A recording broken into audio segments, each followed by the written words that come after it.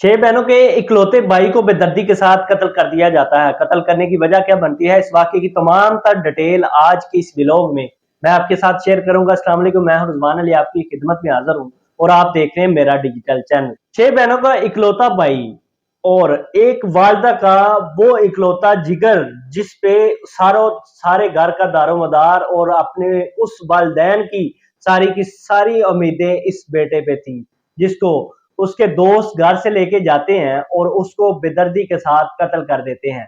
कत्ल करने के पीछे जो वजह बनती है वो अभी तक हकीकत में सामने नहीं आई कि किस वजह से उसको कत्ल कर दिया गया है।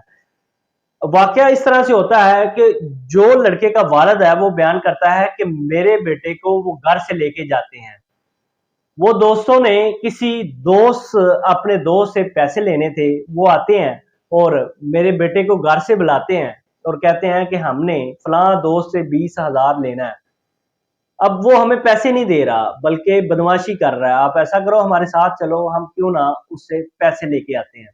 उसका वालिद कहता है कि वो घर से उसको इस बहाने लेके जाते हैं और उसके बाद उसको इस जगह पे लेके जाते हैं जहां पे वो छुरियों का वार करके उसको कत्ल कर देते हैं।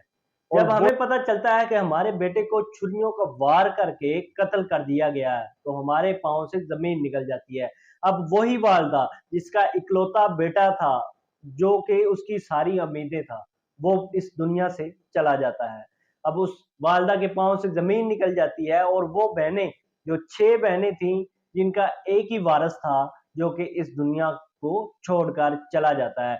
उसके बाद एक एफआईआर दर्ज होती है जिसमें उसके दोस्तों को नामजद किया जाता है और पुलिस उन्हें गिरफ्तार कर लेती है। और इस तरह के वाकयात अक्सर हमारे मुल्क के अंदर बहुत ज्यादा पाए जाते हैं। आए रोज किसी न किसी वजह से किसी का कत्ल हो जाता है, लेकिन उसका कोई वाली वारिस नहीं बनता। जब कत्ल हो जाता है उसके बाद पुलिस अपनी कार्रवाई करती है और सजा दी जाती है और कुछ को नहीं दी जाती। अगर सही सजा दी जाए तो ये जो वाकयात होते हैं इसमें वाज़ह कमी हो सकती है। इस तरह के व्लॉग देखने के लिए मेरे चैनल को सब्सक्राइब करें। अल्लाह हाफ़िज़।